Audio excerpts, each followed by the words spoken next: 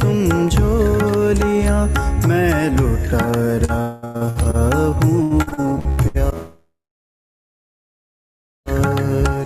भर लो बच्चे तुम झोलियां, मैं लुटा रहा हूँ प्यार। ओम शांति। परम पिता परमात्मा शिव बाबा जो खे सॾु कंदासीं। मिठड़ा बाबा असां आत्माउनि खे पंहिंजे अमृत वचननि सां भरपूर करे वञो।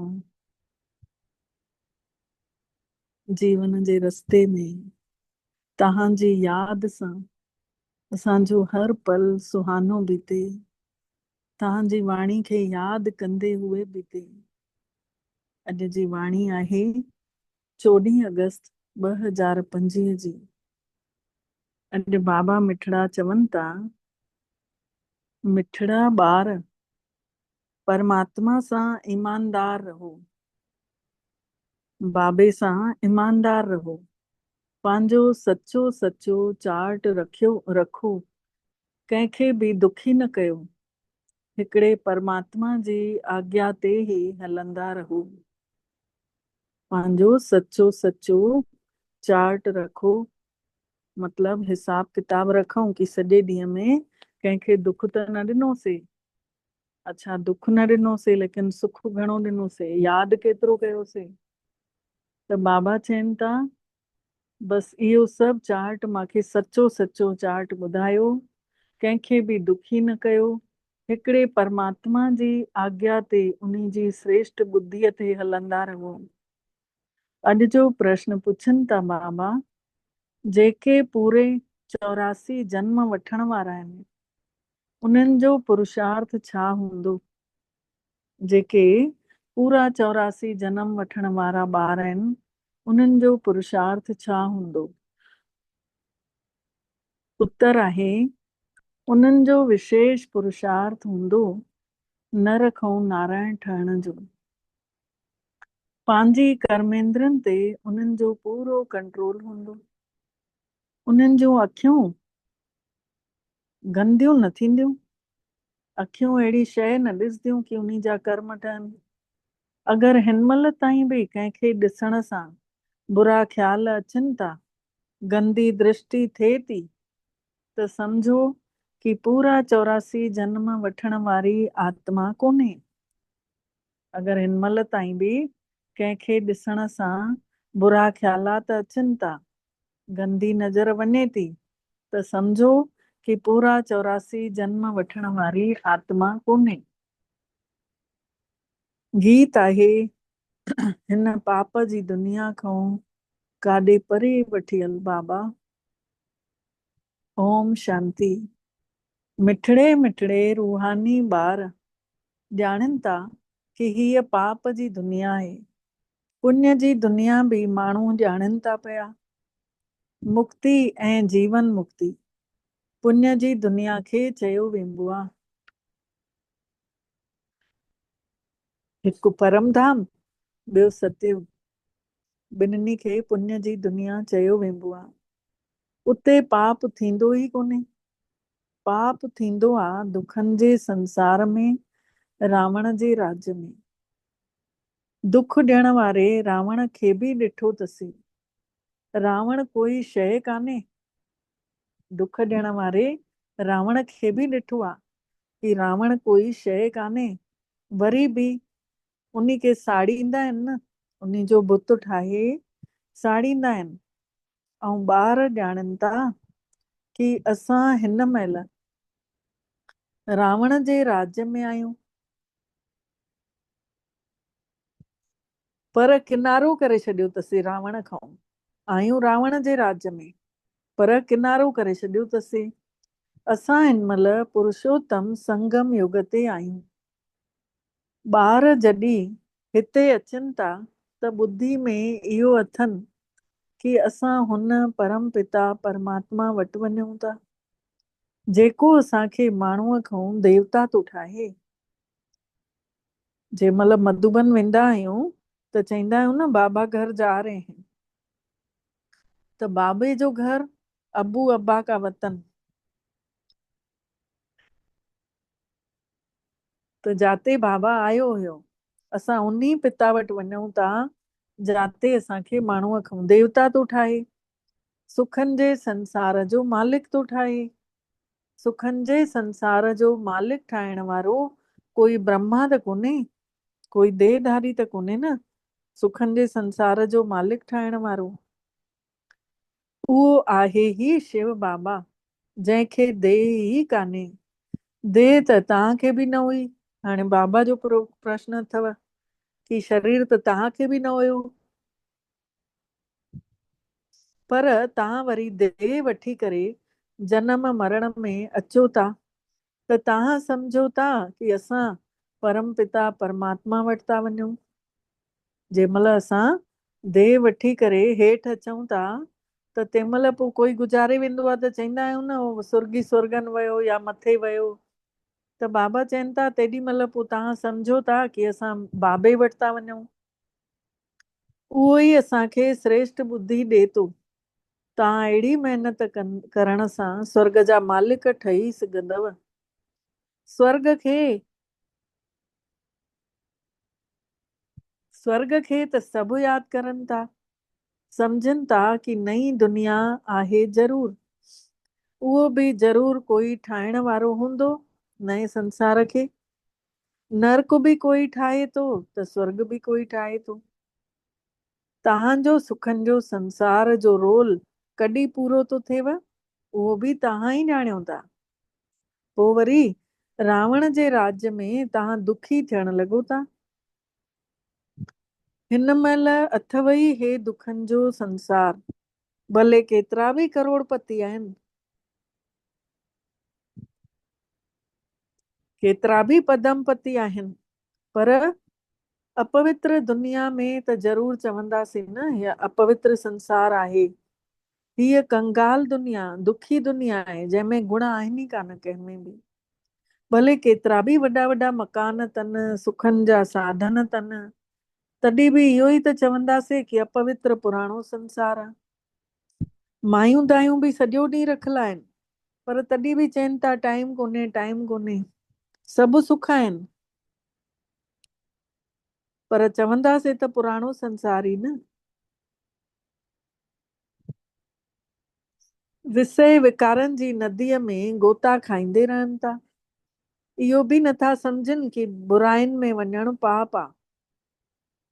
चवनि था इन्ही जे बिना सृष्टि वधंदी कीअं। बाबा चवनि था इहो चवनि था कि इन्ही जे बिना बुराइनि जे बिना सृष्टि वधंदी कीअं। सॾ बि कनि था हे भॻवान, हे पतित पावन, अची करे हिन पतित संसार खे पवित्र ठाहे वञ। आत्मा चए थी शरीर सां, आत्मा ही अपवित्र ठही आहे तॾहिं त पुकारे थी। स्वर्ग में त हिकु बि पतित हूंदो ई कान्हे, स्वर्ग में हिकु बि अपवित्र कोन्हे, ऐं नरक में वरी हिकु बि पवित्र कोन्हे।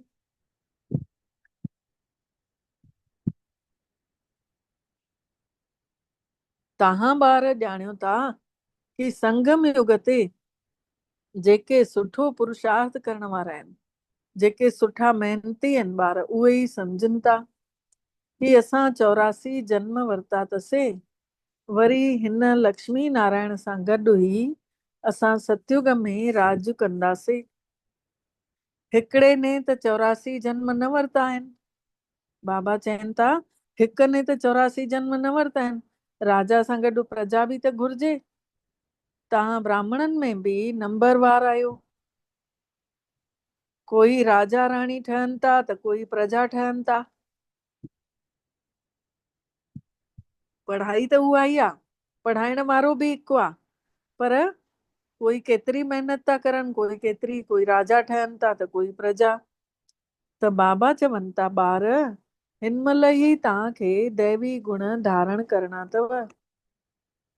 हे अखियूं जेके अथव गंदियूं आहिनि, कंहिं बि शइ खे ॾिसनि थियूं त विकारनि जी दृष्टि वञे थी, त सम्झो उहे 84 जन्म वठण वारा न हूंदा। अगरि कंहिंखे बि ॾिसण सां विकारी दृष्टि थिए थी त सम्झो उहे 84 जन्म वठण वारा न हूंदा। उहे नरक ऐं नारायण न ठही सघंदा।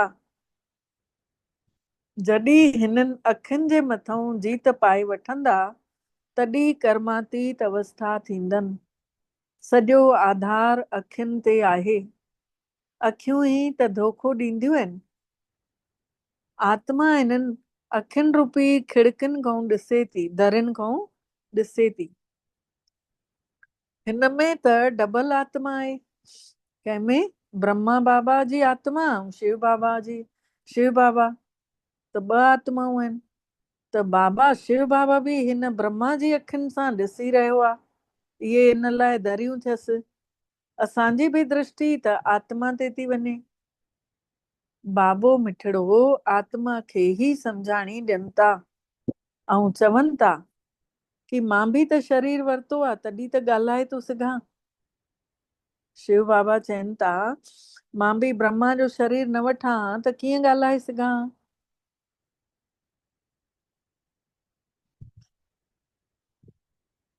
त तव्हां ॼाणियो था कि बाबा असांखे सुखनि जे संसार में वठी था हलनि। हे आहे ही रावण जो राज्य। तव्हां हिन अपवित्र संसार खां किनारो करे वरितो अथव। कोई त ॾाढो अॻिते वधी विया आहिनि, कोई त पिछाड़ी में बि हटिजी विया। मतलब कोई अॻिते वधी विया, मतलब पवित्र जीवन जीअंदे जीअंदे परमात्मा खे यादि कंदे कंदे खोड़ दैवी गुण धारण करे वरिता अथऊं, अॻिते वधी विया आहिनि। ऐं कोई त पिछाड़ी में बि हटिजी विया। कोई पोइ आया ऐं उन्हनि खे ज्ञान हजम न थियो। उहे बसि थोरी थोरी ॻाल्हि में रुसी वञनि, न अचनि त उहे हटिजी विया। हर हिकु चवंदा बि आहिनि कि पार लॻाए भॻवान हाणे असांजी नैया पार लॻाए। हाणे पार त वेंदव पर सतयुग में वेंदव। पर उते ऊंचो पद पाइणो आहे न। त ऊंचो पद पाइण लाइ हिते ई पवित्र रहणो आहे। महिनत करणी आहे पवित्रता जी। मुख्य ॻाल्हि आहे भॻवान खे यादि कयो त विकर्म विनाश थियनि। परमात्मा खे यादि कयो त पाप कर्म ख़तम थींदा। बसि इहो ई आहे पहिरियों विषय। तव्हां हिन महिल ॼाणियो था कि असां आत्माऊं एक्टर आहियूं। पहिरियों पहिरियों असां सुखनि जे संसार में आयासीं, वरी हाणे दुखनि जे संसार में आया आहियूं। त हाणे बाबो वरी सां सुखनि जे संसार में वठी हलण लाइ आया आहिनि। ऐं बाबा छा था चवनि था मांखे यादि कयो ऐं पवित्र ठहो। कंहिंखे बि दुख न ॾियो, कंहिंखे बि दुखी न कयो। हिक ॿिए खे दुख ॾींदा ई रहंदा आहिनि न। कंहिंखे काम विकार जो भूत आयो, कंहिंमें क्रोध आयो, हथु हलाए छॾियईं, थप्पड़ हणी छॾियईं, पोइ बसि थी वियो न पाप कर्म। बाबा चवनि था इहो ई त सभु दुख ॾियण वारी पाप आत्मा आहे न। पुण्य आत्मा कीअं ठहे? हिन महिल ताईं ई पाप था कंदे रहनि त पुण्य आत्मा कीअं ठहे? ऐं इहे ई त नालो पोइ बदनाम बि था करनि बाबे जो। माण्हू चवंदा न हीअ ज्ञान में वेंदी आहे, एॾो गुस्सो थी करे, हीअ ज्ञान में वेंदी आहे थप थी हणे पई। बाबा चवनि था सभु छा चवंदव हिननि खे भॻवानु पढ़ाए थो, अहिड़ा ॿार। ऐं असां चऊं था असां माण्हूअ खां देवता था ठहूं, विश्व जा मालिक था ठहूं। उहे वरी जेके विश्व जा मालिक ठहण वारा, देवता ठहण वारा, पोइ उहे अहिड़ा कम कंदा छा? इन करे बाबा चवनि था कि रोज राति जो सुम्हण महिल पंहिंजे पाण खे ॾिसो। अगरि सपूत ॿार हूंदो त चार्ट मोकिलंदो। भले कोई चार्ट लिखनि था पर गॾु उहे सम्झो लिखत में कोन्हे कि असां कंहिंखे दुख ॾिनोसीं या भुल कईसीं, ऐं यादि कंदा रहियासीं ऐं उबता कर्म बि कयूं था। त बाबा चवनि था इहो बि त ठीकु कान अथव न कि भले तव्हां चार्ट बि लिखो था ऐं गॾु गॾु कंहिंखे दुख बि ॾिनो आहे, कंहिं उबता सुबता कर्म बि कयासीं। त बाबा चवनि था इहो बि त देह अभिमान चवराइजंदो न।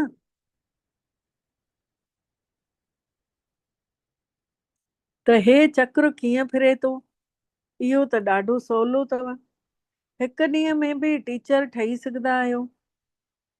बाबा तव्हांखे 84 जन्मनि जो रहस्य सम्झाइनि था, पढ़ाइनि था। वरी वञी करे उन्ही जे मथां मनन करिणो आहे। जेको असांखे सम्झायो अथऊं उन्ही खे विलोड़ियूं अंदर ई अंदर मन में, त मखण निकिरे। असां ही 84 जन्म कीअं वरितासीं, उहो सेखारण वारो टीचर सां दैवी गुण बि घणा धारण करे था वठूं। बाबा सिद्ध करे ॿुधाए सघंदा आहिनि, ॾेखारींदा आहिनि न कि बाबा असांखे चार्ट ॾेखारे। असां जरा बि कंहिंखे दुख न ॾिनो त सही। को बाबा चवंदा हे ॿार त ॾाढो मिठो आहे, हे ॿार त ॾाढी ख़ुशबू थो कढे पियो। टीचर ठहण त सेकेंड जो कमु अथव। टीचर खां बि स्टूडेंट यादि में ॾाढो तेज अॻिते निकिरी वेंदा आहिनि, त टीचर खां बि ऊचो पद पाए वठंदा आहिनि। पर बाबा पुछनि था, कंहिंखे टीच कयो था, कंहिंखे पढ़ायो था? रोज शिव जे मंदिर में वञी भगतनि खे वञी पढ़ाए अचो कि शिव बाबा कीअं अची करे स्वर्ग ठाहे थो पियो हिन धरतीअ ते, स्वर्ग जो मालिक थो ठाहे छॾे। बाबा चवनि था स्वर्ग जो मालिक थो ठाहे छॾे। सम्झाइण ॾाढो सहज आहे, सम्झाइण सवलो आहे। बाबा खे चार्ट मोकिले था ॾियनि पिया, बाबा असांजी अवस्था हीअं रही। बाबा पुछनि था, ॿार कोई पाप कर्म त नथा कयो? बाबा पुछनि था, कोई पाप कर्म त नथा कयो? गंदी दृष्टि थोड़ी थी वञेव, कंहिं उबतो सुबतो कम त नथा करे छॾियो? गंदी दृष्टि वयव त पंहिंजा मैनर्स, पंहिंजो चरित्र, पंहिंजो पाण खे ई ॾिसणो आहे। हलण चलण जो सॼो आधार अखियुनि ते आहे। अखियूं केतिरनि प्रकारनि सां धोखो थी ॾेई छॾनि। जरा बि बिना पुछे अगरि शइ काथे खणी करे खाधीसीं, या बाबा चवनि था अगरि थोरी बि, सेंटर वारनि लाइ आहे इहा ॻाल्हि, थोरी बि शइ बिना पुछे अगरि खणी करे खाधीसीं त उहो बि त पाप तो ठही वञे न, छोकी बिना छुटी वथे खाधीसीं। त हिते क़ाइदा ॾाढा आहिनि। शिव बाबा जो यज्ञ तो हले न, त जाते क़ाइदा हूंदा उते फ़ाइदो बि वधीक हूंदो। त चार्ट वारनि जे बिना पुछे शइ खा न, चार्ज वारनि जे जेके इंचार्ज आहिनि, जेके वॾियूं आहिनि सेंटर जूं हेड, उन्हनि जे बिना पुछे काई शइ न खाई सघिबी आहे, न त ग़लति मञियो वियो आहे। त बाबा चवनि था शिव बाबा जो यज्ञ आहे न हे, हिकिड़ो अगरि खाईंदो त ईअं ई ॿिया बि करण लॻंदा। वास्तव में सच्चाई इहा आहे कि हिते काई शइ ताले जे अंदर रखण जी ज़रूरत ई कान्हे। इहो नियम तो चए पियो कि हिन घर जे अंदर किचन जे साम्हूं बि कोई अपवित्र न अचणु घुर्जे। ॿाहिरि त ॾिसो अपवित्र पवित्र जो सवाल ई कोन अथनि। ॿाहिरि दुनिया में उन्हनि खे पतो ई कोन्हे कि पवित्रता छा थींदी आहे। हिते त बाबा चए थो रंधिणे वटि बि न अचे अपवित्र माण्हू। इहो नियम नथो चए कि रंधिणे जे साम्हूं कोई अपवित्र अचे। त बाबा चवनि था हिते त उहो सवाल ई कोन्हे, पवित्र ऐं अपवित्र तो जेको दुनिया में हले थो। पर अपवित्र खे अपवित्र त पंहिंजो पाण खे चईंदा ई आहिनि न। इन्ही जो मतिलब कि सभु अपवित्र आहिनि, सभु पतित आहिनि। कोई वल्लभाचारी या शंकराचार्य खे त हथ बि न लॻाए सघंदो, छोकी उहे सम्झनि था कि असां पवित्र आहियूं, हे पतित आहिनि। जेके शंकराचार्य आहिनि या वल्लभाचारी संत महात्माऊं आहिनि, उहे सम्झंदा आहिनि साधारण इंसाननि खे, देहधारियुनि खे कि हे अपवित्र आहिनि, असां पवित्र आहियूं। भले हिते सभिनि जा शरीर अपवित्र आहिनि, हिते सभिनि जा शरीर पतित आहिनि, तॾहिं बि पुरुषार्थ जे आधार ते परमात्मा आयो आहे बुराइनि खे छॾाइण, विकारनि जो संन्यास कराइण।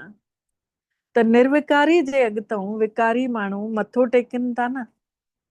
जेके निर्विकारी आहिनि, उन्हनि जे अॻितो बाबा चवनि था मथो टेकियो था न, चओ था न कि हे ॾाढो सुठो धर्मात्मा माण्हू आहे। सतयुग में त मलेच्छ हूंदा ई कोन्हनि। आहे ही पवित्र दुनिया, हिकिड़ी ही कैटेगरी आहे न। तव्हां हिन सॼे रहस्य खे ॼाणियो था, हिकु जहिड़ी कैटेगरी आहे न। शुरूअ खां वठी, सृष्टिअ जी शुरूआत खां वठी विच में वरी आख़िरीअ ताईं जो रहस्य ॿुद्धीअ में ॼाणणु घुर्जेव।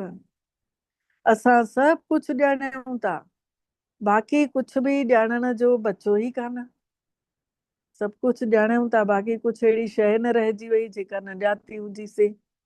रचता परमात्मा खे ॼाणियोसीं ऐं सूक्ष्म वतन खे ॼाणियोसीं। भविष्य जेको असांजो पद आहे, पोजीशन आहे, उन्ही खे ॼातोसीं, जंहिंजे लाइ महिनत कयूं पिया। पोइ अगरि असांजो हलण चलण ईअं थी थो वञे त सम्झो ऊंचो पद न पाए सघंदासीं। कंहिंखे दुखी कंदासीं, विकारनि में वेंदासीं या बुरी दृष्टि रखंदासीं त इहो बि त पाप चवराइजंदो न।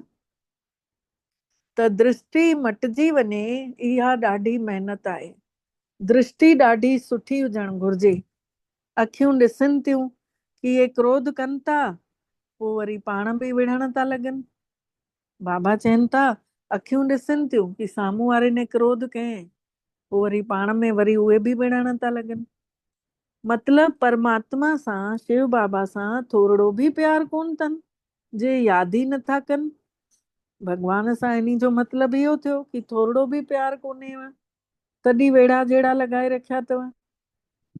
त बाबा सम्झाणी ॾियनि था कि बलिहारी त उन शिव बाबा जी न, जेको बलिहारी गुरु आप की गोबिंद दिए बताए। बलिहारी त उन शिव बाबा जी न, जंहिंने अची करे ब्रह्मा जे तन में वेही ॿुधायईं। ऐं सभु ॼणा चवंदा आहिनि गुरु गोबिंद दोऊ खड़े काके लागू पाए। हिकु भेरो अव्यक्त बाप दादा आयल हुया त दादी उन्हनि खां पुछेनि थी इहो ई कि गुरु गोबिंद दोऊ खड़े काके लागू पाए, हिन जो मतिलब छा थियो कि गुरु केरा गोबिंद केरा। त बाबा इहा ई ॻाल्हि पहिरियों न ॿुधायसि, पोइ वरी ॿीहर पुछेसि त पोइ ॿुधायसि कि ॾिस गुरु हिन में वेठो अथई ऐं हे अथई गोबिंद, सम्झ कृष्ण। त बलिहारी त उन सतगुरु जी न, कि जंहिंने श्री कृष्ण गोबिंद जो अनुभव करायईं। बलिहारी त उन्ही जी न, सच्चे सतगुरुअ जी। गुरुअ सां ई तव्हां गोबिंद ठहो था। मतलब जेको जेको पढ़ाईअ खे जीवन में आणियूं था ऐं योग बि बराबरि 4 कलाक कयूं था, 1 कलाक अमृत वेलो, 1 कलाक शाम जो, ऐं बाक़ी 5-5 मिंट जेको टाइम कढी करे ट्रैफिक कंट्रोल कयूं था, उहो बि कलाक तो जमा थी वञे ऐं कलाक हिकु एक्स्ट्रा करिणो आहे। त बाबा चवनि था कि गुरु ऐं गोबिंद त तव्हां ई ठहो था। साक्षात्कार में छड़ो ॾिसण सां मुख मिठो न थींदो आहे। मीरा जो मुंहुं मिठो थियो छा? दर्शन न मिलियुसि, मुंहुं मिठो थियो छा? त बाबा पुछनि था सच में कोई उहा वई त स्वर्ग में न नी, उहा त हिते ई आहे भॻतीअ जे रस्ते में, उन्ही खे त स्वर्ग जो सुख चवंदासीं ई कान। गोबिंद खे छड़ो ॾिसणो न आहे, मतलब ब्रह्मा बाबा खे छड़ो ॾिसणो न आहे, अहिड़ो ठही ॾेखारणो आहे। तव्हां हिते आया आहियो अहिड़ो ठहण लाइ, त इहो नशो हुजणु घुर्जेव न कि असां उन्ही परमात्मा पिता वटि वञूं था जेको असांखे अहिड़ो थो ठाहे, गोबिंद थो ठाहे। त बाबा सभिनी खे सलाह ॾियनि था कि चार्ट में इहो बि लिखंजो कि अखियुनि ने असांखे धोखो न ॾिनई। ऐं बाबा चवनि था चार्ट में इहो बि लिखो कि अखियुनि ने असांखे बचाए रखियऊं, चोट न ॾिनऊं, पाप त न कयासीं। बाबा चवनि था पाप बि न कयासीं। पुछनि था कि चार्ट में इहो बि लिखियो अथव न कि अखियुनि ने त धोखो न ॾिनऊं, पाप बि त न कयोसीं। अखियुनि ने कंहिं न कंहिं ॻाल्हि में धोखो ज़रूरु ॾींदियूं आहिनि। अखियूं बिल्कुलु शीतल थी वञणु घुर्जनि, उहे तॾहिं थींदियूं। बाबा अॻिते लाइन चई अथईं, पंहिंजो पाण खे अशरीरी सम्झो, बस इहा ई कर्मातीत अवस्था पिछाड़ीअ में थी वेंदव।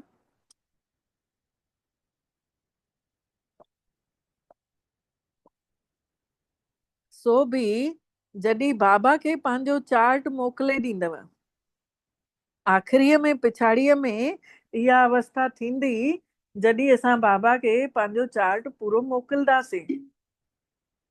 मां त लिखंदी आहियांसि, जेतिरी देरि यादि, जेतिरो कॾहिं बि कंहिंखे बि दुख पहुचो मांसां, उहो बि क्रोध अगरि कॾहिं कजाने थियो त उहो बि सभु चीज लिखणु घुरिजे। बाबा ई लिखवाईंदा आहिनि, मां केरु थींदी आहे, हिमत उहे ई ॾियनि था। भले धर्मराज जे रजिस्टर में सभु जमा थो थी वञे ऑटोमेटिक, पर जॾहिं बाबो साकार में आयल आहे त चवनि था कि साकार खे बि त पतो हुजणु घुरिजे, ब्रह्मा बाबा खे बि त पतो हुजणु घुरिजे, त उहो बि ख़बरदार कंदो असांखे। गंदी दृष्टि या देह अभिमान वारो हूंदो त वातावरण खे अशुद्ध करे छॾींदो।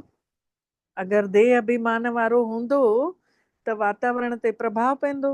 ऐं प्रकृति जेका आहे न ॾाढी कोमल आहे। असांजा वाइब्रेशन पहिरियों प्रकृति ॾे हली वेंदा आहिनि, ऐं जानवर बि थींदा आहिनि कोमल, पेड़ पौधा बि थींदा आहिनि। त बाबा चवनि था, तव्हां अगरि आत्मा सम्झी करे, तव्हां अगरि सुठी दृष्टि सां जंहिंखे बि ॾिसो था न, त सम्झो तव्हांजा वाइब्रेशन उन्हनि ॾे पहुता। असांजी वृत्ति में उहा पवित्रता आहे त उहा ज़रूर उन्हनि ताईं पहुचंदी। ऐं वृत्ति कीअं पवित्र थींदी आहे कि अंदरि वीचार आहे कि मान लो सभिनि जो भलो थिए, त उहो ई वीचार असांजो सम्झो सत बार उहो सर्कुलेट थी करे तरंगनि जे माध्यम सां एॾो परे परे ताईं हली वियो कि सभिनि जो त भलो थिए, सभिनि जो त भलो थिए। मतिलबु जीअं हिकिड़े ने ॿिए ताईं पहुचाए, ॿिए ने टे ताईं पहुचाए, टे ने चौथे ताईं, ईअं करे 7 तरंगा असांजूं हली वियूं परे परे। त केतिरनि ॼणनि पोइ उहा सुठी सोच रखी। इन करे चइबो आहे न, शुभ शुभ बोलो, शुभ शुभ सोचो। त बाबा चवनि था, अगरि गंदी दृष्टि हूंदी, देह अभिमान वारा हूंदासीं त वातावरण खे बि अशुद्ध करे छॾींदासीं।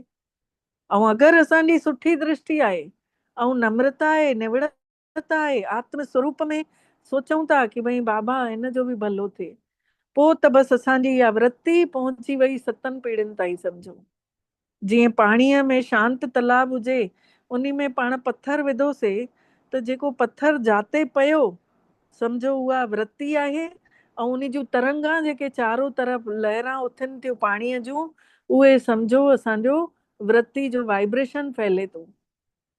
ईअं आहे वृत्ति जो स्वरूप। त हिते वेठे वेठे बि अगरि मुरली क्लास में बि अगरि ॿुधी ॿाहिरि हली थी वञे, माया ॾाढो धोखो थी ॾेई छॾे, मन ॾाढो तूफ़ान थो हणे, केतिरी महिनत थी करणी पए इहो ठहण लाइ। बाबा चवनि था, देवी देवता ठहण लाइ माया ॾिसो केॾा धोखा थी ॾेव। मुरली ॿुधो था, ॿुधी ॿाहिरि थी हली वञेव, मन तूफ़ानी थो थी पएव, मचले थो पियो, केतिरी महिनत थी करणी पए। बाबा वटि अचो था त बाबा ज्ञान जो सिंगार कराइनि था आत्मा खे। पाण परमात्मा वटि अचूं था त परमात्मा असां आत्माउनि खे ज्ञान रूपी सिंगार कराइनि था। सम्झूं था कि असां आत्माऊं ज्ञान सां ई पवित्र थींदासीं। ज्ञान ॿुधंदे ॿुधंदे आत्मा पवित्र किरणनि जो सनानु करे थी।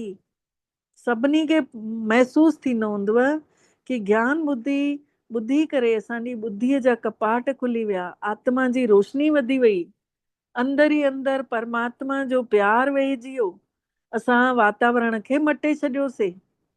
असांजी वृत्ति में भगवान जी वाणीअ जा महावाक्य वेहजनि था पिया।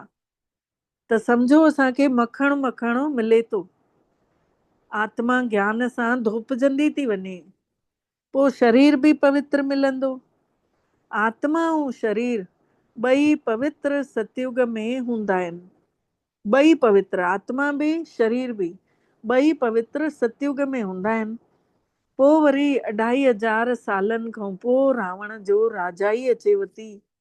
माण्हू चवंदा भगवान ने ईअं छो कये? त बाबा चवनि था, इहो त अनादि ड्रामो अथव ठहियल। भगवान ने थोरे ई कुझु कयईं, सतयुग में हूंदो ई आहे हिकिड़ो देवी देवता धर्म। कोई कोई चवनि था कि ईअं असां भॻवान खे ई छो छो कयूं यादि, ईअं भॻवान खे यादि ई छो कयूं। लेकिन तव्हांजो ॿिए धर्म सां कोई मतिलबु कोन अथव। जेके कंडा ठही विया आहिनि न उहे ई अची करे गुल ठाहींदव। मतिलबु जेके निंदा करनि था न उहे ई अची गुल वरसाईंदा। माण्हू चवंदा आहिनि छा भॻवान छड़ो भारत वारनि खे ई स्वर्ग में वठी वेंदो, असां त न मञींदासीं। भॻवान खे बि ॿ अखियूं आहिनि छा? पर बाबा चवनि था इहो त ड्रामो रचियो पियो आहे, इहो त ड्रामो आहे रचियो पियो आहे। सभु स्वर्ग में अची वञनि पोइ त ॿियनि धर्मनि जो पार्ट ई कीअं हले। अगरि सभिनी खे भॻवान पहले ई सुठो ठाहे छॾे पोइ त बाबा चवनि था ॿियनि धर्मनि जो पार्ट ई कीअं हली सघंदो। इन करे जंहिंखे जेको रोल जाते रहण जो मिलियो आहे, जेकी सेवा मिली आहे, सभु ख़ुशि थी करे करिणो आहे, संतोष में ख़ुशीअ सां। स्वर्ग में एतिरा करोड़ त हूंदा ई कोन्हनि, एतिरा करोड़े माण्हू त न हूंदा आहिनि स्वर्ग में। पहिरीं पहिरीं मुख्य ॻाल्हि आहे कि भॻवान आहे केरु, उन खे त सम्झूं। इहो न सम्झो तसे त केतिरा केतिरा प्रश्न पुछंदा रहंदा। पंहिंजो पाण खे आत्मा सम्झंदा त चवंदा इहा त ॻाल्हि ठीकु आहे। बाबा चवनि था अगरि पंहिंजो पाण खे आत्मा सम्झनि था पोइ उन्हनि खे रस अचे थो, पोइ चवनि था हा इहा त ॻाल्हि ठीकु आहे। असांखे ज़रूरु पतित खां पवित्र ठहिणो आहे, अपवित्र खां पवित्र ठहिणो आहे। यादि करिणो आहे हुन हिक खे, हिक ई मिठड़े बाबल खे। जीअं सभिनी धर्मनि में भॻवान खे यादि कंदा आहिनि न, त बाबा चवनि था तव्हां ॿारनि खे बि इहो ज्ञान मिलेव थो, तव्हां बि सम्झो था कि ये सृष्टिअ जो चक्कर कीअं घुमे थो। बाबा चवनि था तव्हां बि सम्झो था कि ये सृष्टिअ जो चक्कर कीअं फिरे थो। तव्हां केतिरो प्रदर्शनी में बि सम्झायो था, निकिरंदा ॾाढा घटि आहिनि। पर ईअं थोरे ई चवंदासीं कि इन करे करणी न घुर्जे प्रदर्शनी। बाबा चवनि था कि तव्हां प्रदर्शनी में केॾी महिनत कयो था, निकिरनि केॾा घटि था, पर ईअं कॾहिं न चइजो कि इहा न करणु घुर्जे प्रदर्शनी। न, इहा त सेवा आहे, इहा त कंदे रहूं। ड्रामा में हूंदो कयोसीं, काथे त निकिरंदा ई प्रदर्शनी मां आहिनि, काथे त नथा निकिरनि, पर अॻिते हली अची वेंदा। जंहिंजो भाग्य हूंदो अॻिते हली अची वेंदा। ऊचो पद पाइण जी महिनत कंदा, कंहिंखे त घटि पद बि पाइणो पवंदो, छोकी एतिरो महिनत ई नथा करनि। पीउ पंहिंजे ॿारनि खे वरी बि सम्झाणी ॾे थो, छा कि विकर्म न कयो, कोई बि पाप कर्म न कयो। इहो बि नोट कयो कि असां कंहिंखे दुख त न ॾिनोसीं। बाबा चवनि था इहो बि तव्हां नोट कयो कि असां कंहिंखे दुखी त न कयोसीं, कंहिंसां वेड़ो झेड़ो त न कयोसीं, उबतो सुबतो त न ॻाल्हायोसीं, कोई अहिड़ो कमु त न कयोसीं जंहिंसां वॾनि खे मन में लॻो हुजे। बाबा चवनि था जेके पाप कर्म कया अथव उहे लिखो, बाबा खे लिखी करे ॿुधायो। इहो त ॼाणियो था न कि द्वापर खां वठी पाप कर्म कंदे कंदे हिन महिल ताईं असां केॾा विकर्मी ठही विया आहियूं। बाबा खे लिखी करे ॾेवण सां बोझ हल्को थी वेंदो। बाबा खे सभु कुझु लिखी ॿुधाईंदासीं त बोझ हिकदमि हल्को थी वेंदो। लिखनि था कि असां कंहिंखे दुख त नथा ॾियूं, त बाबा चवंदा अच्छा ठीकु आहे, चार्ट खणी करे अचिजांइ त ॾिसंदुमि। बाबा खे लिखनि था कि बाबा असां त कॾहिं कंहिंखे दुख नथा ॾियूं। त बाबा चवनि था अच्छा ठीकु आहे बेटा, ॾिसां थो, चार्ट खणी अचिजांइ त ॾिसंदुमि। बाबा सॾु कंदा बि ईअं सुठे ॿारनि खे असां मां ॾिसां त सही, सपूत ॿारनि खे बाबो प्यार ॾाढो कंदो आहे, जेके सभा जहिड़ा चयो मञण वारा। बाबा ॼाणनि था कि हिन महिल ताईं बि कोई पवित्र न ठहियो आहे, संपूर्ण न ठहियो आहे। बाबा हर हिक खे ॾिसनि था कि कीअं महिनत कनि था। बाबा हर आत्मा जे मथां नज़र कढ़ायल अथसि कि कीअं महिनत कनि था। ॿार चार्ट नथा लिखनि त ज़रूर कुछ त खामियूं अथनि न, जो चार्ट बाबा खां लिकाइनि था पिया। सचो ईमानदार ॿार चार्ट न लिखे, सचो ईमानदार ॿार चार्ट न लिखे त ज़रूर कुछ खामी आहे। उन्हनि खे ही सम्झाइनि था पिया। बाबा चवनि था सचो ईमानदार ॿार हूंदो उन खे ही सम्झां थो जेको चार्ट लिखे थो। मतलब जेको चार्ट नथो लिखे सम्झो काथे न काथे कपट आहे, कूड़ आहे। चार्ट सां गॾु वरी देवताई गुण बि त खपनि। बाबा चवनि था चार्ट त लिखो ई लिखो, गॾु गॾु दैवी गुण बि त धारण कंदा वञो न पंहिंजे अंदर। अच्छा, पोइ बाबा जो यादि प्यार। अच्छा, मिठड़े मिठड़े सिकी लधे ॿारनि प्रति माउ पीउ जो यादि प्यार ऐं गुड मॉर्निंग। रूहानी बाबल जी रूहानी ॿारनि खे नमस्ते। ऐं असां रूहानी ॿारनि जी बि रूहानी मिठड़े बाबल खे दिल जो यादि प्यार गुड मॉर्निंग ऐं नमस्ते। मिठा बाबा नमस्ते, शुक्राना बाबा तव्हांजा बारंबार दिल सां शुक्राना जे तव्हां असांखे पंहिंजो कयो।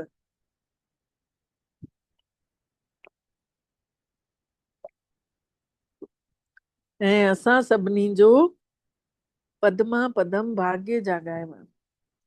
पहिरियों आहे सार में पंहिंजो बोझ हल्को करण लाइ जेके बि पाप कर्म थियल आहिनि उहे परमात्मा खे लिखी करे ॾियणा आहिनि। राति जो सुम्हण महिल रोज़ जो रोज़ जेका बि ग़लती थिए, जेके बि पाप कर्म थियनि, जेको बि अगरि क्रोध कयोसीं, अगरि कोई कर्मेंद्री ने धोखो ॾिने, सभु कुझु लिखी करे बाबा खे ॿुधाइणो आहे। हाणे कंहिंखे बि दुख न ॾियणो आहे, सपूत ठही करे रहणो आहे। कंहिंखे बि दुख न ॾियणो आहे, सपूत ठही करे रहणो आहे। ॿियो पॉइंट आहे पंहिंजी दृष्टि ॾाढी सुठी ठाहिणी आहे। असांजी अखियूं कॾहिं धोखो न ॾियनि, इन करे संभाल रखणी आहे। पंहिंजा इहे गुण ॾाढा ॾाढा सुठा रखणा आहिनि। काम ऐं क्रोध जे वश थी करे कोई बि पाप न करणा आहिनि। काम ऐं क्रोध जे वश थी करे कोई बि पाप न करणा आहिनि। वरदान आहे महसूस कंदासीं बाबल मिठड़ो वरदानी हथ असां सभिनी जे मथे ते रखी दृष्टि ॾियनि था, निर्ण ते शक्ति भरनि था आत्मा में ऐं वरदान वठूं था बाबा खां। इहो वरदान असां पंहिंजे जीवन में आणींदासीं।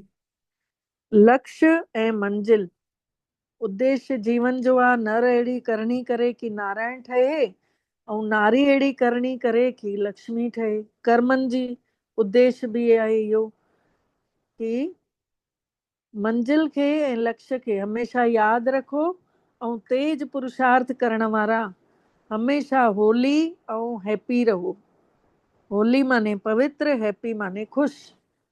त असां सभु होली हंस आहियूं, पवित्र ब्राह्मण आहियूं। डिटेल में बाबा ॿुधाइनि था ब्राह्मण जीवन जो लक्ष्य अथव बिना कंहिं हद जे आधार ते, बिना कंहिं हद जे आधार जे अंदर ई अंदर ख़ुशी में रहणो। ब्राह्मण जीवन जो उद्देश्य आहे बिना कंहिं आधार जे अंदर ई अंदर ख़ुशीअ में हुजऊं। जॾहिं इहो लक्ष्य मटिजी करे नंढिन नंढिन ॻाल्हियुनि में फसी था वञूं, मतिलबु गलियुनि में था हली वञूं, त मंजिल खां परे था थी वञूं। असांजो जेको लक्ष्य आहे लक्ष्मी नारायण ठहणु। अगरि उन्हनि ॻाल्हियुनि खां, अविनाशी ज्ञान जी ॻाल्हियुनि खां हटिजी करे घर जी ॻाल्हियुनि में था पऊं या कम में बुद्धि फासी थी पए त पोइ पाण मंजिल खां परे था थी वञूं, पोइ उदास था थी वञूं। इन करे कुझु बि थी वञे, हद जी ॻाल्हियुनि जो त्याग बि करणो पए पर उन्हनि खे बि छॾे ॾियणो आहे। लेकिन इहा अविनाशी ख़ुशी जेका परमात्मा खां मिली आहे इहा कॾहिं न छॾणी आहे। होली ऐं हैप्पी पवित्र ऐं खुश रहण जो वरदान यादि रखी करे तेज पुरुषार्थ कंदे हुए अविनाशी प्राप्तियूं करणियूं आहिनि। बाबा चवनि था इहा पवित्रता ऐं ख़ुशीअ जे वरदान खे पंहिंजो यादि में रखो, अंदरि बुद्धीअ में विहाए छॾियो ऐं तेज गति सां पुरुषार्थ कयो त अविनाशियूं प्राप्तियूं थींदी रहंदव। अच्छा, ओम शांति। अव्यक्त इशारे जो अच्छा न स्लोगन आहे, गुण मूर्त ठही करे गुणनि जो दान ॾींदा रहो त इहा ई सभिनी खां वॾी सेवा अथव। गुण मूर्त ठही करे गुणनि जो दान ॾींदा हलो, इहा ई सभिनी खां वॾी सेवा अथव। अव्यक्त इशारे जो पॉइंट आहे, सहज योगी ठहिणो अथव त परमात्मा जे प्यार जो अनुभव कंदा हलो।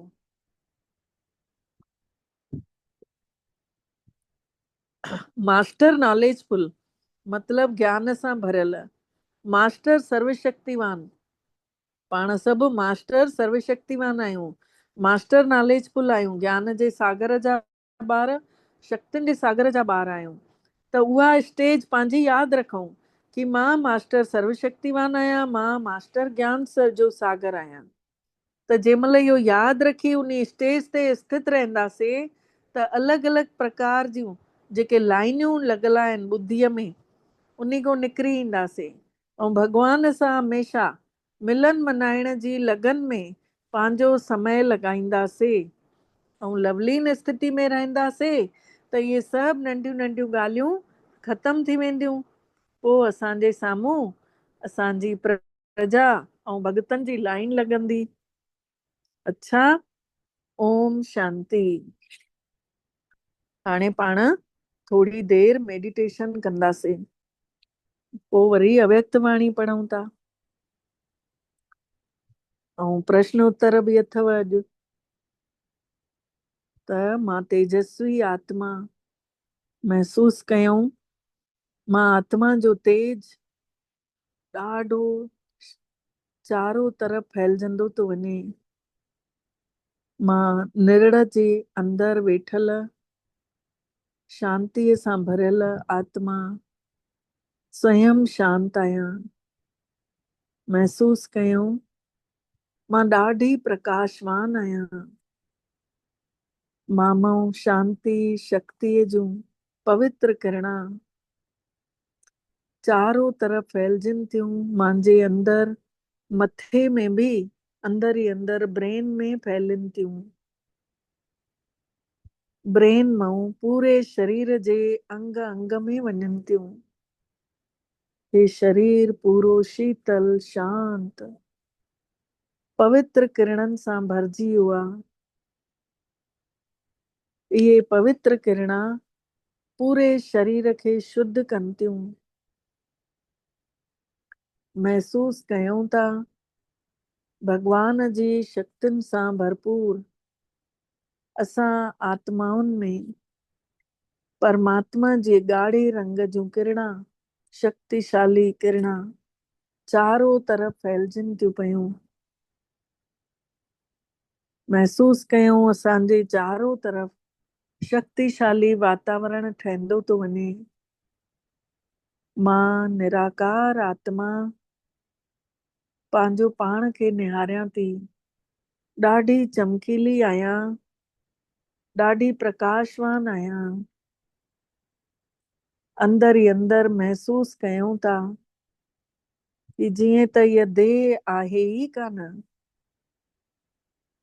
शांति धाम ऐं परम धाम ॿई शयूं हिते ई महसूस थियूं थियनि कि शांतीअ जो सागर हिन घर में आयो आहे ऐं चारो तरफ़ पवित्र किरणा फैलायूं अथऊं। पूरो घर शांत थी वियो आहे। महसूस कयूं हाणे बाबा खे मथे निराकार शिव बाबा, महसूस कयूं सर्व शक्तिवान परम पिता असां आत्माउनि जे मथे ते मथे खां 2 फीट दूरी ते बाबा जूं निराकार स्वरूप मां शक्तियुनि जूं किरणा असां आत्माउनि में अंदर ई अंदर फैलजंदियूं थियूं वञनि। अनुभव कयूं था पाण सभु नंढा नंढा ज्ञान सूर्य आहियूं। नई सृष्टि खे रचण वारो पाण परम पिता परमात्मा, अथाह सुख ॾियण वारो, अण खुटदड़ प्यार लुटाइण वारो सत चित आनंद स्वरूप आहे। भगवान जूं सभु शक्तियूं असां सभिनी आत्माउनि में समाइजंदियूं थी वञनि। इतों खां पाण आत्माऊं सभु भरपूर थी करे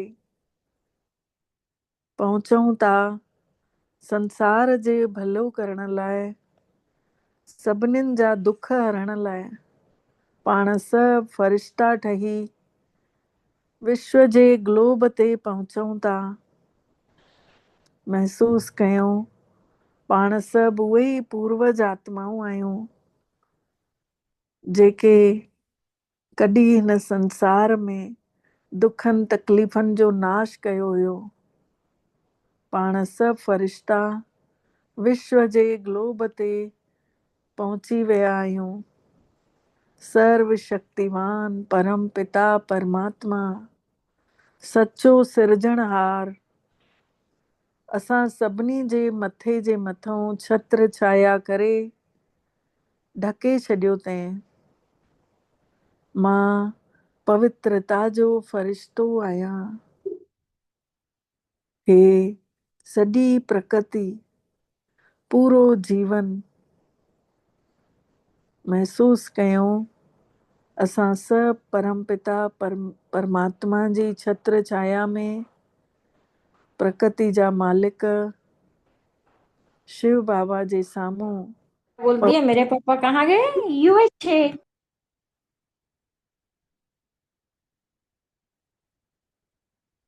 शिव बाबा जे साम्हूं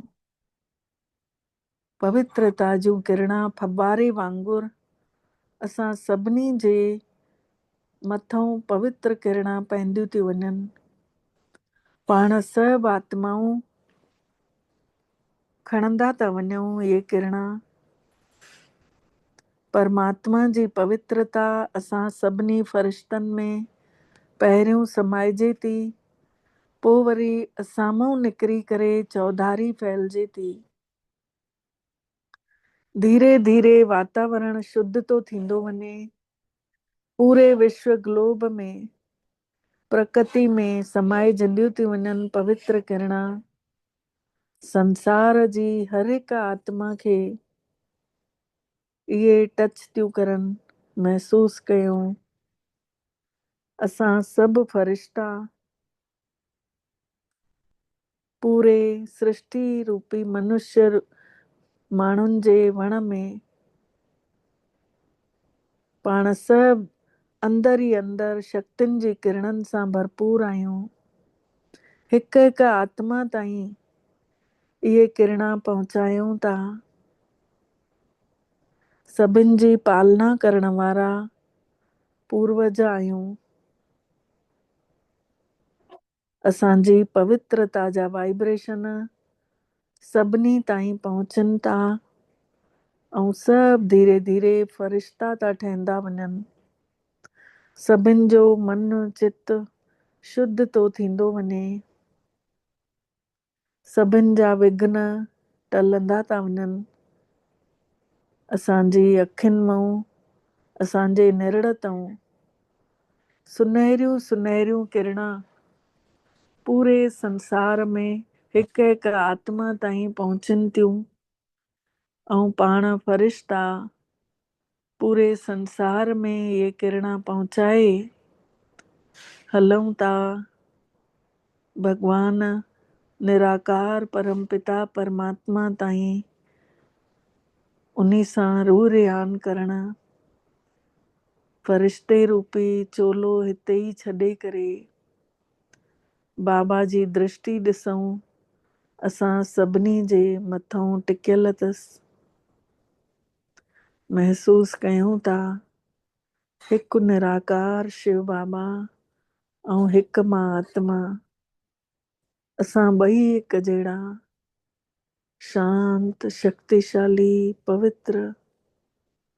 बाबा असांखे बार बार पंहिंजे पवित्र किरणनि सां सनानु कराइनि था। धीरे धीरे असां तपस्वी मूर्त महसूस था कयूं, मन लॻंदो थो वञे बाबा में। सची अंदरों सच्चाई ग्रहण थी थींदी वञे। सभिनी जे दुआऊं वठण जो तरीक़ो आहे योग युक्त। तार जुड़ियल हुजे परमात्मा सां ऐं कंहिं बि आत्मा खे दुआ ॾियूं, यादि करे परमात्मा खे, कंहिं बि आत्मा खे शुभ भावनाऊं ॾियूं, यादि करे भॻवान खे कंहिं बि आत्मा जी बीमारी जो ख़त्म करण जो पाण संकल्प वठूं। धीरे धीरे असांजे अंदरों जूं सभु बुराइयूं, काम क्रोध लोभ मोह अहंकार ख़त्म थींदा था वञनि। बाबा जो तेज असां आत्माउनि जे अंदर भरजंदो थो वञे, मन ऐं चित्त में। मन बुद्धि संस्कार श्रेष्ठ खां श्रेष्ठ ठहींदे था वञनि। दिल जूं ॻाल्हियूं बाबा दिल ई दिल में ॿुधी था वठनि। मां आत्मा परमात्मा जे सचे प्यार में मगन थी थींदी वञा। परम शांतीअ में अनुभव कयूं था, मगन था थींदा वञूं। बाबा जे बिना असां नथा रही सघूं, बाबा भी असांजे बिना नथो रही सघे। बाबा असां तव्हांजा हुयासीं, तव्हांजा आहियूं, तव्हांजा ही रहंदासीं बस। सर्वशक्तिवान परम पिता परमात्मा असां आत्माउनि खे अहिड़ी परम शांतीअ जो अहसास थो कराए। ईअं लॻे थो जीअं शांतीअ जो सागर असीम शांति जे अंदर समाइजी चुकियो आहे। अंदर ई अंदर महसूस कयोसीं अॼु बाबा जो स्वरूप ॾाढो प्यार सां भरियल आहे। असां सभिनी खे शक्तिशाली ज्वाला स्वरूप किरणनि सां बाबा पंहिंजे प्यार में भिॼाईंदे था वञनि। धीरे धीरे असांजे अंदर जेके विषय विकारनि जी मैल हुई उहा ख़त्म थींदे असांखे मुक्ति थी ॾेवराए ऐं पंहिंजो पाण खे सच्चा मुक्त अनुभव कयूं था। मुक्ति बि ऐं जीवन मुक्ति बि। बाबा जी शक्तियुनि जी किरणा ॾाढो तेजी सां अची असांखे आत्माउनि खे बेदाग थियूं ठाहींदे वञनि।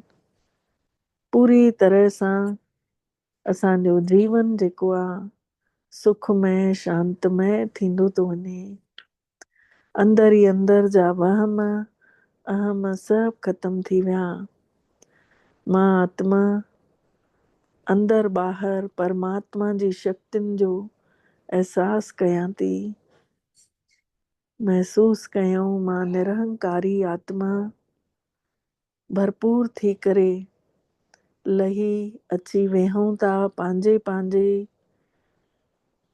निरड़ ते अची विराजमान थियूं था पंजनि तत्वनि जे पुतले में ऐं पंहिंजे ओरिजिनल सचे स्वरूप खे ॾिसूं था।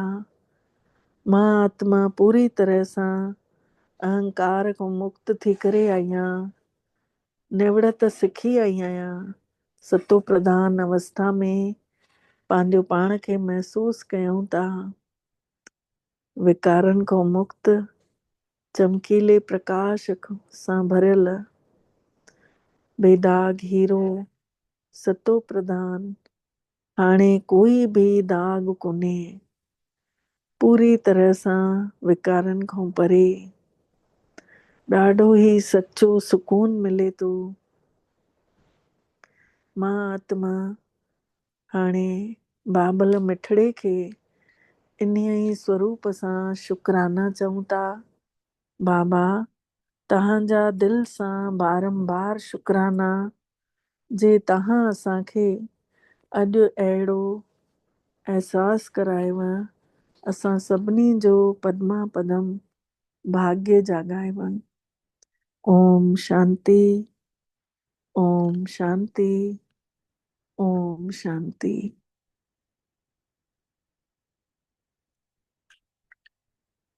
कल बाबा ने अव्यक्त वाणी में जेको सम्झायो कि आख़िरी विनाश जी सीन ॾिसण लाइ अचल अडोल स्थिति ठाहियो, ऐं अॼु बाबा ने सम्झायो अथऊं 21 जनवरी 69 जो अमृत वेले जो मिलियल संदेश आहे। अमृत वेले अटल ऐं अखंड बाबा ने इहो पॉइंट चयईं दादी खे, ऐं चयईं इहो गिफ्ट थो ॾियां, इहो संभाले रखजांइ। त अॼु दादी जंहिं महिल वतन में विया त सभिनी ॿारनि जी तरफ़ खां बाबा खे यादि प्यार ॾिनई ऐं अर्जी विधई। सभिनी ॿारनि खे यादि प्यार बि ॾिनई ऐं अर्जी विधई। ब्रह्मा बाबा खे बि अर्जी विधई त ब्रह्मा बाबा इहो ई चयईंसि कि मुंहिंजो हथ त शिव बाबा वटि आहे, जेको कराईंदो उहो ई कराईंदो। पोइ असां शिव बाबा सां खे चयोसीं, बाबा एतिरा सभु तव्हांजा ॿार आयल आहिनि, तव्हां सभिनि जूं आशाऊं पूरा करण वारा आहियो। बाबा हिकु आशा असांजी बि पूरी करे छॾियो। त बाबा ने तुरंत हिकु डगाल ॾेखारियईं, जंहिं डगाल जे विच में लिखियल हुयो भावी टाले नहीं टले। त असां बि बाबा खे चयोसीं अगरि इहा ई भावी आहे कि सभु ॿार जेके बि इकट्ठा थिया आहिनि उहे शिव बाबा ऐं ब्रह्मा बाबा ॿिन्हिनि सां मिलणु चाहिनि था। त बाबा ने चयईं ठीकु आहे, जीअं हमेशह बाबा ॿारनि सां मिलंदो आहे उअं ई अॼु बि ॿारनि सां मिलंदा। पोइ वरी शिव बाबा ने ब्रह्मा बाबा खे चयईं तव्हांजी छा राय अथव। शिव बाबा ने ब्रह्मा बाबा खे चयईं तव्हांजी छा सलाह अथव। त शिव बाबा ने चयईंसि जॾहिं ॿार वॾो थी वेंदो आहे त पीउ ऐं ॿार समान थी वेंदो आहे न, ॿई हिकु जहिड़ा थी वेंदा आहिनि न। त मां बि मुरबी ॿार खे सलाह ॾिने बिना, सलाह वठे बिना, ॿार जी सलाह वठे बिना कुझु बि न करे सघंदो आहे। पहिरियों पीउ पोइ ॿार, हिन महिल आहे पहिरियों ॿार पोइ पीउ। त इहो ई बाबा ने वतन में ॾेखारियईं, ॿई हिकु जहिड़ा, हिक ॿिए जे ॾाढे प्यार ऐं प्रेम में हुया। जीअं ॿ दोस्त हूंदा आहिनि ईअं ई बाबा ऐं शिव बाबा, ब्रह्मा बाबा ऐं शिव बाबा ॿई पाण में ॻाल्हाइनि ॿोलाइनि पिया, रू रियान करनि पिया। इहा ई सीन दादी खे नज़र अचे पई। ब्रह्मा बाबा चयईं जेका आज्ञा, ऐं शिव बाबा चयईं जेका ॿार जी सलाह। ॿई मुस्कुराइनि पिया। पोइ असां चयोसीं हिकु सेकेंड जे लाइ ॿारनि सां मुलाक़ात त करे अचो। त उन महिल ॿई पासे ॾिठईं ऐं अखियुनि सां ईअं लॻो जीअं शिव बाबा ने चयईं उहो ब्रह्मा बाबा खे मंज़ूर थी वियो। हाणे इन सां बाबा इशारो छा थो ॾे कि आत्मा जी बि रूह रियान थींदी रहे अंदर ई अंदर। पोइ उन खां पोइ बाबा ने चयईं गुलजार दादी संदेशी जे तन में अची पधारियो बाबा।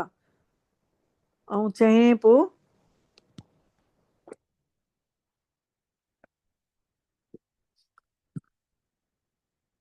कि तव्हांखे आकारी ठाहिण में बाबा हिन महिल बि क़ाइमु आहे ऐं क़ाइमु रहंदो।